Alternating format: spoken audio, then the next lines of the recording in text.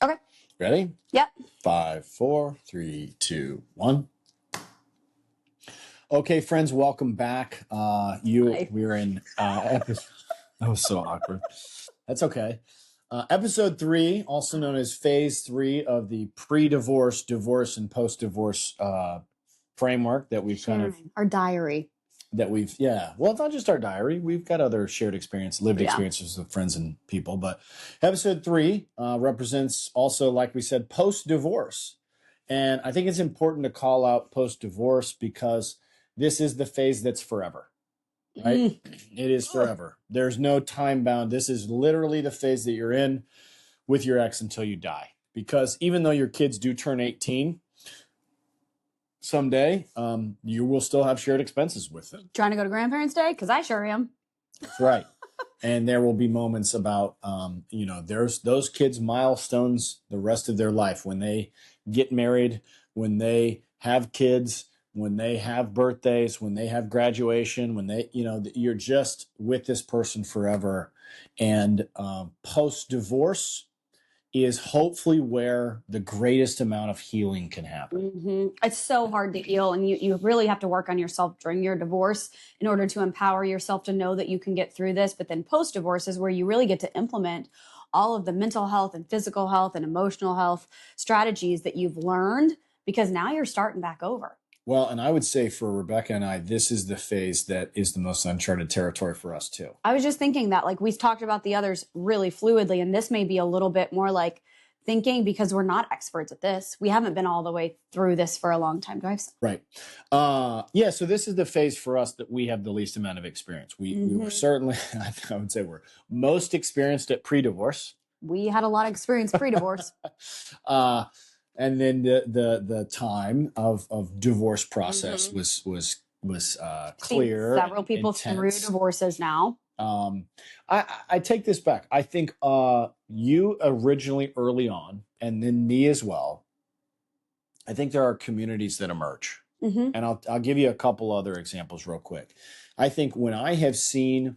This is another long intro. I know, but this is important. This is where this post-divorce community is going to live, because I've seen communities of women, when they find out that other women have had miscarriages, they come out of the woodworks. And they're like, oh my goodness, thank you so much for sharing. I had one too. And they coalesce around each other. Yeah. Being an adoptive parent of a transracial child, there's a community there that you don't realize it until you see someone walk up to you and they go, hey, I was adopted as a child and what you're doing is awesome. Okay. This is that third community. This is that third phase. We have a lot of people that we realize now have come out and said, hey, got divorced too. And it sucks. You might not know this, but I got divorced back right out of college. I was married for 2 years. And you're like, oh my gosh, I didn't know that. Right. And maybe they say, I did have kids with that person and we work well together. Or didn't have kids and we work well together. Didn't have kids, we're awful to each other. I don't even know them. They don't exist. I've deleted them from my memory. Or sadly, hey, I went through a lot. I'm still going through a lot with my ex. We have very toxic situations. I can't be around them. There are safety issues with our children. The worst scenario is that one parent has sole custody of the children, which is incredibly disruptive for the children. Or worse, one parent needs to have full custody because the other one is such a disaster, but the court systems aren't set up to protect the kid. I mean, there's a lot. So post-divorce is unknown. There's a lot of different stories and variances. I think post-divorce should be a thing that you just have to recognize will be who you are the rest of your life. And just like anything, whether it's a commitment to mental health, going to the gym, eating healthy, you got to stay healthy here too forever. It is a piece of you forever. What do you want it to look like? Do you always want to carry with you toxic divorce, blah, blah? Or do you want to carry with you a lesson this is just a piece of me? Yeah, and you just have to be intentional. And I will tell you, like all things, it does get better. Things do get better with time. Let's do a summary of what we want to talk about, and then we'll just go, because I'm looking at this list, and there's some pretty good stuff. Yeah, so our core topics we kind of wrote as talking points, and I feel like we've been about B- on staying on talking Yeah, well, points, it's right. And let's summarize this in case people haven't watched the first two episodes. That's what right. we did is we went to our chat GPT, who really helped us through a lot of the divorce, and they, keep a record of questions you asked. And we said, hey, chat, if we were going to talk to people who were going through divorces in 3 categories, pre-divorce, divorce, and post-divorce, what are some things that we asked you about that would be good to share with others? And they made us this little bullet point list, which is what we're referencing. Yeah, episode 1 was pre-divorce and all those things that happen up until the lawyer's kind of involved. Divorces when you're going through it with the attorneys and the assets and the things.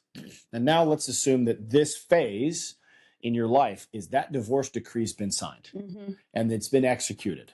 Yeah, and y'all got a plan. Everyone is legally divorced. Maybe there's a name change, maybe whatever, right? But episode 3 is you are now divorced.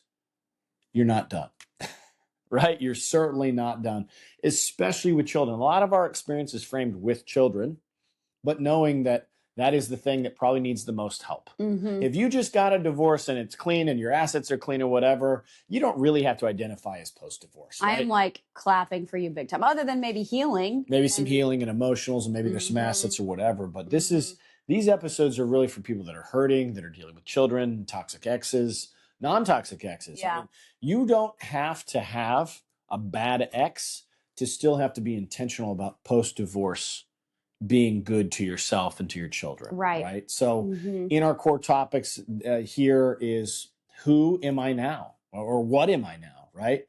Learning to co-parent, being intentional about recognizing that you don't have to agree with the parent, but you have to co-parent with them somehow, some way. You actually don't. There's a concept called parallel parenting, where you don't have any symbiotic agreement on anything. You actually have conflicting stories. It's really terrible. But sometimes, I want to stop there. Sometimes parallel parenting is better and healthier for the parents than trying to work together. It could be that a mental health professional looks at you and is like, you should not be interacting at all with this person. I hope they show up differently in the world to other people, but to you, it is a danger. And you need to parallel parent, meaning you provide everything in your house for your children that you possibly can. And when they go, there's no contact with the kids. You don't know what's going on in the other house. And you certainly don't have contact with the other parent. I think most courts would say that's a bad thing, but there are some cases I've seen and experienced where it is better, even if it's just for a season, to literally shut it off and not have any idea what's going on over there, because it is impossible for there to be any level of communication. Well, I think so. Post-divorce, a lot of those situations are formed in the fire of created codependencies. Yes. These codependencies were created inside the marriage, whether it's all the way down to like who did the chores, to who parented, who, whatever, all the way down to the emotional codependencies. I mean, sometimes exes don't understand. Why are you not talking to me the way that you used to talk to me anymore? Is there something wrong with you? I expected you to respond that way when I did this, and now you don't respond that way. Right. And that change is toxic for both individuals, and it creates toxicity. And so while that old person is still trying to clasp on to what used to be, not because they want the love and the relationship, but just the patterns of communication are not the same. So I think that's just important to call out. And I think one thing that's really interesting that I've seen specifically in friends' divorces is divorce does change you. You become a different person on the other side of divorce, good or bad, for whatever reason. And then now the person that you're co-parenting with probably sees that change more than anybody, because you were in a divorce with them. They watched you through the divorce, and now you're kind of in a good situation. You have to get to know the people that they've chosen to be on the other side, because they chose not to be your partner anymore. You have chosen to be different people. And now you've got to co-parent with somebody who chose not to be that person anymore. And it can be, gosh, you've got to get some mental health help there. Therapy, good friends, self-awareness, I think, is really important here, because you've got to just grapple with the fact that this is your life now. And this person, who's maybe not the person you thought you married, certainly not the person you thought you were divorcing, is in your life forever. And there's some definite things that have to do with them and with you that need to be addressed here in this phase.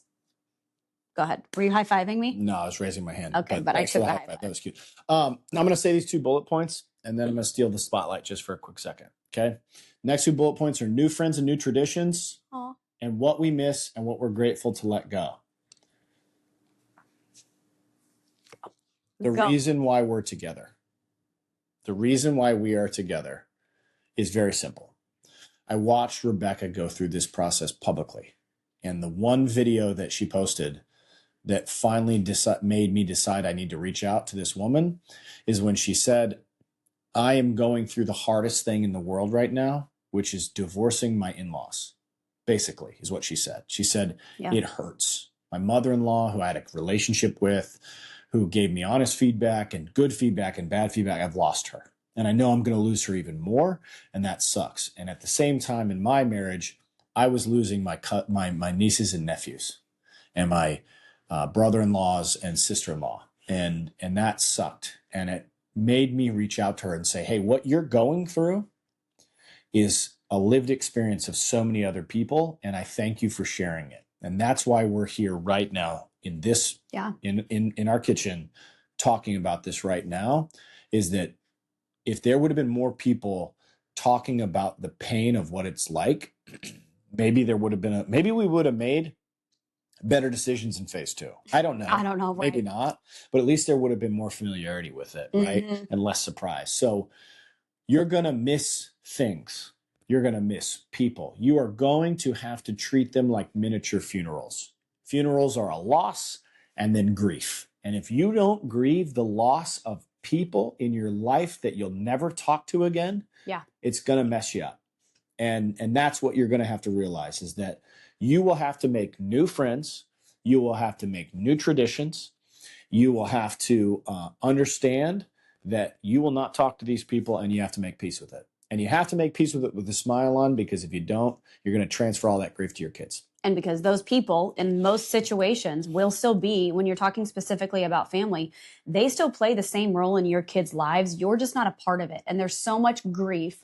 What I've experienced, and you probably saw this too, most times there's not a balance in, when you marry someone, how much time you spend with each family. One family gets thrown to the wayside, and one family becomes the Christmas family and the Thanksgiving family. And so in a divorce, one spouse has to go back to the family that they threw away, and one spouse keeps all the tradition. And so there are a lot of very specific things around holidays and birthdays and those type of situations that you have to just go, this is my new life. What do I want to do with it? And I think in both of our situations, we let go of our families and clung on to our spouses' families throughout the decades of marriage, and then had to figure out, what the heck is it like when I want to go shopping and I can't call my mother-in-law, or I want to go get my nails done. We always used to do that together. There are so many things and friends that you just have to be like, that's not my life anymore, and I have to grieve it. And it's tough. And I just say that, you have to, the best way a mental health professional shared it with me is that in explaining this to my kids, they're going to have trouble understanding, hey, we don't get to go do a shared holiday anymore. We don't get to go, we don't go to one set of family's house and then the other on Christmas. It's dictated by a parenting plan. Right? And the first time you say it, you cry every time. There's no way not to say Christmas morning, I don't have my kids. But then just this last weekend, one of our kids had a birthday party celebration with a co-parent, and he looked at me and he was like, I want you and daddy to come to my birthday. And instead of crying this time, I could say, hey, you know what? We're going to celebrate 2 different times. 2 birthdays are fine. Yeah. I know you want us there. That's really cool. We'll celebrate with you too. And you find ways to talk through it. But those are some of the post-divorce things that do get easier. Yeah, it's just reforming those new traditions and new relationships. And by the way, change is hard, but while you're changing, what you might find out, what we found out, is that when you can get through the pain of that change, the other side, the light at the end of the tunnel, is actually brighter than anything you've ever had before. Not just in your relationship, but for your kids. I think you need to leave open the fact that in phase 3 post-divorce, you might peak. You might be a greater parent, partner, friend, family member, employee than you've ever been in your life, because you don't have the boat anchor of a failed marriage hanging around your neck all the time. You're not dragging it with you. You're not in every situation. We were talking with a friend, just recently, and she was describing how every morning she gets in an argument with her husband. Every morning she wakes up and gets in an argument. And I just remember those days. I remember how much that affected my day to day. Or like we described in episode 1, what it feels like when you're having your day with your kids or your work from home and your spouse walks in. And boo. It's Right. just awful. And so post-divorce, yes, it's hard, but leave open the space that you also might thrive. Here's an example. We had soccer, and I think I can talk openly about some of the really good things that have come from your divorce and how Yeah. we're co-parenting there because it sure. is going really well. Yep. We go to soccer on Saturday and we all sit together. Me, Davey, his wonderful ex, Davey's parents are there, and we sit. How we sit at soccer was just happened. It was Davey's dad, Davey's ex-wife, Davey's mom, me, the kids, and we're all just there on the sidelines together. We've been very, very intentional with all of those relationships, and everybody's on the same page of like, it was weird at the beginning. And one thing Davey was so good about to say to everybody, from his mom to his dad to his kids to his ex to me, was like, hey guys, it's going to be weird for the first 5 minutes, and then it's going to be okay. And maybe it's going to be weird for 6 minutes, but eventually it's going to be okay. And when we sat there at soccer, I was like, this is great. That not only is it just okay, but you know what's better is sitting on the sideline with people who love a child and we're all there to support.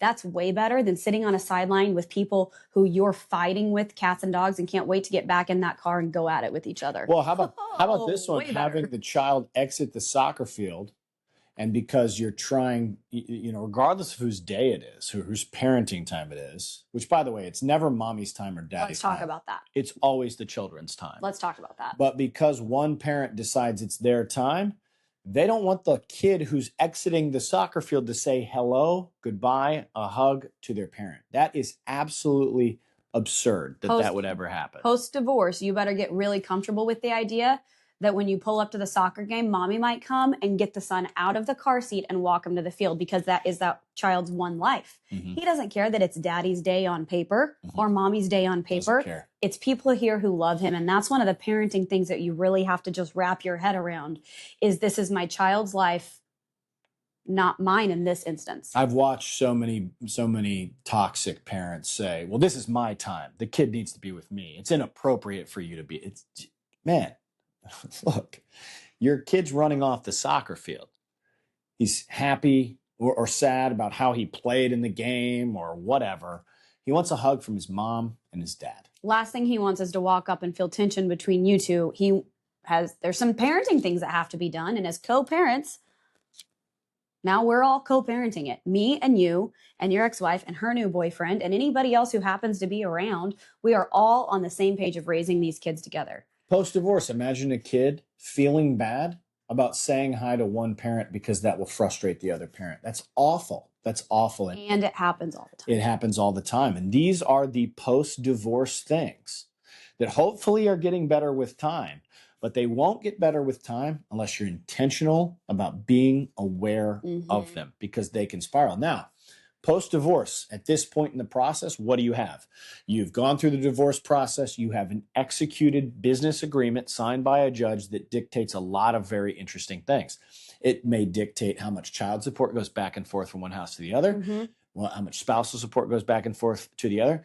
It dictates not only how soccer games or dance classes are to be paid for from a percentage standpoint, but it even has clauses in there that the kids can't do the activity unless both parents approve. Right. This is all the way down to mental health things, physical health things, is that regardless of who pays for it, there still has to be joint agreement. Because here's the one thing about divorce. It doesn't matter who pays for the doctor's visit or the dentist visit or the mental health visit. It doesn't matter.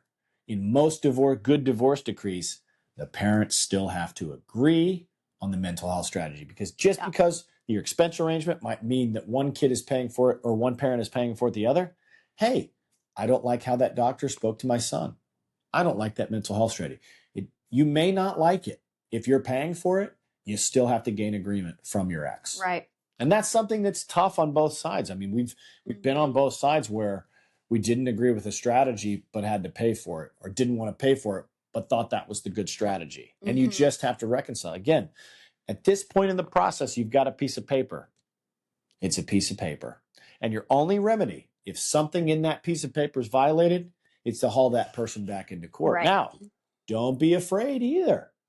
You might need to be ready in post-divorce to have your same or a new divorce attorney ready to go. It's unfortunate that you get there. Hopefully what you've done is you've leaned into mental health, You've got some people that love you, that tell you the truth, and you can avoid all these things because you're sane, you're safe, you're mentally healthy, and you can talk through these things in post-divorce. And that's what some of the things that we want to cover today is, hey, understand where you are, have empathy for where they are, and try to work things out on behalf of the kids and yourself. I want to talk a little bit about some intake questions that a high conflict divorce co-parenting therapist shared with me. Yeah. And this is just kind of from memory, but she was incredible. One of the pieces of my divorce that I really truly wanted and felt that I needed was a co-parenting therapist, because once a divorce is finalized, like Davey said, all you have is two people that agreed in writing. And unless we go back to court, you're stuck. So one thing I really wanted, because I didn't trust my relationship with my ex to go the way that I thought that it needed to go, we got a co-parenting therapist. And it says in our divorce documents, which you could read online if you wanted to, that we would stay in co-parenting therapy until the co-parenting therapist dismissed us and said that we could now co-parent these kids in a healthy way. And so a few of the tips that she had whenever we started was, one, now not only is your marriage over, but your divorce is over. And so you have set a brand new mindset for yourself with each other, and that this is now your co-parent, and you didn't want to be married to them and you're not married to them. Congrats on that.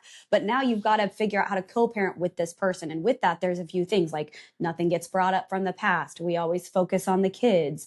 But some of the stuff that she shares with us is really just aimed at making sure that the life going forward is built in a healthy way. I guess, is that the best way to say it? Yeah, I would say that, you remember, the core of the co-parenting counselor is not to teach you how to be happy in your new relationship. It's Right. not to help you find a new job. And it's not to help you resolve expenses necessarily. It is about trying to teach two people that have a lot of pain and suffering in their past that they have to have communication pattern and trust levels to be able to operate with each other. Because the goal of a co-parenting counselor is to take a set of parallel parents and make them co-parents, right? And that's what they're trying to do. And that is the tough work of a co-parenting counselor, because those co-parenting counselors are seasoned. These are veterans. They are not dealing with cookie cutter. They are high conflict, and they are dealing with people who, say it this way, can't get along on behalf of their kids. Even after the full divorce process, a co-parenting therapist, if they've been enacted by the court, is there to help two people hopefully figure it out some way or the other. And I think I just wanted to mention it. Maybe I haven't done a great job of it, but there is another resource besides just taking your ex back to court. And that's a co-parenting therapist that can go in your divorce documents that says, hey, because we don't want to just run back to court every time, because we've spent God knows how much money on this. We want this person to come in and kind of act as a court-appointed liaison, not court-appointed because we both agreed to it, but we both agreed in the document that we were going to see this person. But it can be court-appointed. Only if you have a guardian ad litem. But that can happen. In very high conflict situations, the court's going to go, you guys both suck. We're putting a guardian ad litem in, and we're mandating co-parenting counseling. And by the way, we're going to mandate psych evaluations, and we're going to evaluate custody fitness of both parents. That is a mess. And what they can do, though, and our co-parenting therapist made this very clear. She's like, if you guys come in here and you're not both into this, or I see that one person is really trying and the other one is just being a, you know what? She's like, I can go to the judge and I can say, hey, they tried co-parenting therapy and I'm unable to help these two. And at that point, the judge can make a decision if the person who's being not cooperative is really a fit person to parent, because at that point the mental health professional has said, I've tried to help these people and I can't. And so then it just becomes an extra layer that I'm grateful that I have. And I think that in a lot of cases it could be beneficial as opposed to running back to court. Now, something else that co-parenting therapist said, which is why I thought of this, was don't threaten litigation post-divorce, just do it. Yes. There's no reason to get in the app and I'm taking you to court. We're go back to court over this. I'll call my attorney. Nope. Just do it. Just go to your attorney. Tell them you're going to petition them, because now there's a lot of reasons you can do this. Sure. It can be co-parenting issues. It can be financial issues, like you suspect that person is hiding money, hiding bank accounts, got a new job that affects the expense arrangement. The child support is 2 months behind, even though there was a mandate for it to be by the 5th of the month. There can be a variety of reasons why this happens. And I think it's important for people in post-divorce to plan for the worst and hope for the best. Always. plan for the worst. If we debase this thing all the way down to its worst situation, it's a business agreement on a piece of paper and I'm going to sue you for it. Mm-hmm. In the best case scenario, hey, we have some framework that when we were at the worst part in our marriage, we put together, and it may not be perfect. We might need to modify it. And I think the toxic situations are when people hide behind their divorce decree and they don't have the courage to actually have a conversation about their kids. Right. And they aren't able to move on. I think in this phase 3, post-divorce, it's going to be really clear who's still bitter and who's still not. And who's still bitter is the one who's managing to the letter of the co-parenting of the divorce decree, and then not having the ability to have a reasonable conversation to say, hey, we did agree to that, but maybe we need to change that. I mean, we've been able to do that with my ex a few times. We've made modifications to certain scheduling and plans and vacations and trips, and it all works out just like we sit at the soccer game together. But not everybody has that luxury, and they just have to try.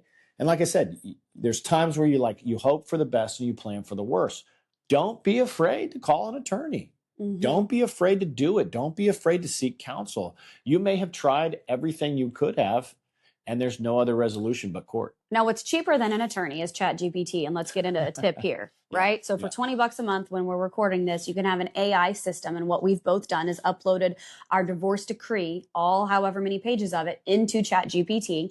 And I have my own little bot, and I say, hey, Chat, if I have a divorce question, what does my divorce decree say about X? And then instead of going to my attorney or getting in the app and trying to talk with my ex, I'll ask Chat that and get some guidance in that way. And I think that's a really smart way to function post-divorce. It's a great resource to reference case law. If you have a real question post-divorce, I'll say things like, hey, Chat, according to Missouri case law in a divorce situation and using my divorce decree as guidance, can I request blah? Or how would this situation? We had a lot of questions with vacations recently and things that didn't work out the way I thought they would or needed to, or my intention with divorce was to set it up this way and the decree isn't written that way. So there's some things like that. There's going to be some gaps is the point. Oh yeah, that's a good one. There's just going to be some gaps. The attorneys do such a good job about having good templates, and they have good processes and they have good formats, but any good divorce attorney will be very honest with you and say, hey, I cannot account for everything, right? We just have to account for everything. One of the things they can't account for is a misinterpretation. And so unless something is spelled out to a T over an item that you might have a conflict on, you might need to lean into other resources. Now, let me be very clear about AI. I happen to work in a profession where we use a lot of AI. What I want you guys to understand is that AI is a very, very fantastic tool to clear your writer's block, or when you're messed up, or when you don't know what to do, is to give you some guidance.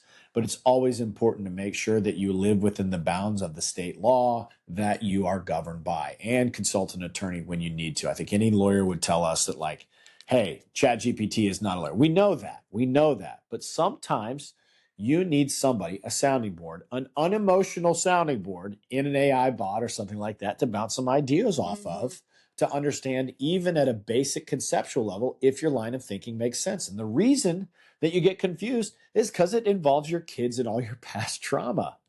Every question you have is like a Pandora's box of trauma. Right. And you're just opening it. And that happens in this post-divorce phase. So I just say that this is the phase that will persist the longest. It is important in these phases to embrace new patterns and traditions and habits for yourself and for your kids. And there may just be times where you're like, hey, something happened in the other house and there's nothing I can do about it. And that's probably the toughest part. Yeah. Let's spend a little time on that. Co-parenting. You have no control over what happens in the other house. That's right. And I think any good divorce attorney, judge, co-parenting counselor, or personal counselor would just say, hey, you need to let go. You just need to let go. Despite you knowing that thing that's happening in that other house is bad, you literally can do nothing about it. Right. It's like, the analogy is that, like, when you lived with this person, you had control. You don't live with this person anymore. So you do not have control, and you have to accept that every 2-2-3 or 2-2-5-5 or 7-7 or whatever your arrangement is, that when you're parallel parenting, sometimes with a terrible terrible, toxic co-parent, those kids are going and living in a vacuum for 3 days, 7 days, And you 9 days, and don't there's know nothing you can do. anything. You There's don't know who nothing they're you can do. seeing. Yeah.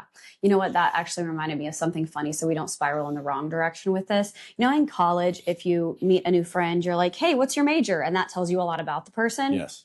In divorce, what's, you know, I haven't set you up for this, but I think, you know, what's the question you ask another divorced parent? They're like, oh, hey, we're a blended family. What's your custody arrangement? What's your schedule? Yeah, what's your schedule? Can we be friends? Do you have your kids on the same nights we do and then not have them on the same nights we do? Or like, what is it?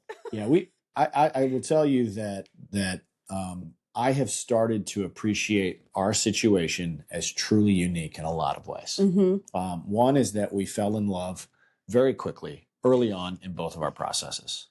Yeah. 2, we were on the same timeline very early in both of our processes. 3, we both have 2 kids. 4, we both approach the world in similar ways with mental health strategies and socialization. Why we fell in love so quickly. Which goes back to number 1.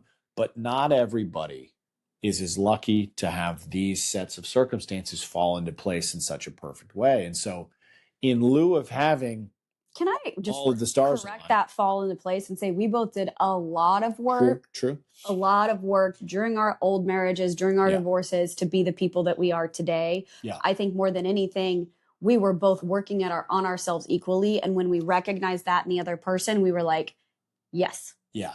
I think forged in fire, Yes. is the best way to describe it. And so in some perfect way where the stars aligned and we were ready for each other at the time that we were, but I don't know, we both had the similar approaches to parenting, and things like that. I just don't think the majority of people are going to get that lucky and have intentional and prepped for it. So what can we do to help them if they're not as lucky or not lucky, but maybe they haven't spent the time doing the work. Post-divorce prep for a new relationship? Yeah. Is that what you're thinking? Well, new relationship, or just maybe they don't strike gold and find somebody they fall in love with. They just have to honestly slug it out as a co-parent. Single co-parent for a year or 2. I think multiple years. Yeah, I talked to somebody on the phone the other day, and she had a really good perspective. She's like, I'm ready to leave and I'm ready to do this, and I'm scared to death because I don't have somebody. And we both remember that. We both left marriages not having someone. And now I said one of the things whenever we're recording this content together, I'm like, I don't want people to look at it and go, well, yeah, they're good because they have each other, because we didn't have each other whenever we left. And that is really scary. And I want to validate to a lot of people who have felt that way, that like, man, dating sucks. This is awful. Yeah, it is. It is hard. And I think my best advice is find a community. If you're not putting out there and investing in putting good into the world, in a church, in a gym, at your job. I mean, we have a really good friend who she and her husband just started volunteering at Boys and Girls Club. If you're expecting the world to just start giving you happiness and fulfillment and you're not out there doing the same, why? How does the world work that way? I'll say it like the social networks that your kids are in. There probably was a gender role or a marital role or somebody that focused more on communicating with the parents for play dates. Okay, this is a good example. If that wasn't you, you better get on your horse, on your social horse, right? To set up play dates and birthday invitations and car rides to and from school and activities and whatever. And if you weren't the parent that was doing that, you better get real comfortable doing it. Otherwise, the kids are going to find out really quickly that I don't have play dates at this parent's house. And so that's a new tradition. Yeah, that's a good post-divorce. I mean, you gotta put yourself out there. You gotta pick yourself up off the mat and know that there's some uncertainty with who. How about this one? You don't know who's going to like you or not, especially if there's been a bunch of terrible things said. Ooh, yeah, let's talk post-divorce friendships. Okay, post-divorce friendships. They all go away. I liked it. Yeah. I liked it. I was going to say, talk about it being good and that they all went. So I think in one hand, people say, well, I lost all my in-laws and I lost all my friends and my kids don't hang out with the same kids or whatever. That was an early fear for me. But what I realized is that going through divorce put my friend network through a filter. And guess what? The people that didn't make it through the filter, I didn't want them anyways. I didn't want them anyways, because the people that are your true and honest, deep friends love you, and love should be unconditional. And that means they'll look at you and say, hey, I don't care that you're divorced. I don't care that you might have been at fault. I don't care if it was the other person's fault. I love you and I'm going to be here for you no matter what. And most of the time it's family and really close long-term friends. But thank you to friends of mine that were short-term friends that said, Davey, you've been good to me every time we've ever interacted, and I don't really know what happened, but that's your business, and I love you no matter what. And those people who are still in my life after my entire embarrassment of divorce and the pain of divorce and any mistakes that I made and separation or whatever, they're still friends with me. Those are my ride or die people. So in a way, it's a blessing and a curse. Right. It's a curse because it sucks and it hurts. But you're going to come back like you've declared social bankruptcy, and you reorganize and you come back stronger and better than you were in the first place. Because what you'll find is you look at the depth of a friendship, it's based on real things and not, oh, we just hang out together on the weekends and drink or socialize or party together or whatever. You have real, true, honest friends. So I would say it feels daunting in post-divorce that you have to reset your social network. But I wonder if anybody listening or watching this right now would be like, you know what, I would love a reset of my social network, right? Because I've got these friends and they're just hangers on and they don't really add any value. And if you're a true conglomerate of the 5 people closest to you and you look at those relationships and go, I want to be like those 5 people, then good for you. You have a great network. And if you look at those 5 people and go, I don't like how she treats her husband. He's not doing the best that he can at his job. These people aren't propelling me.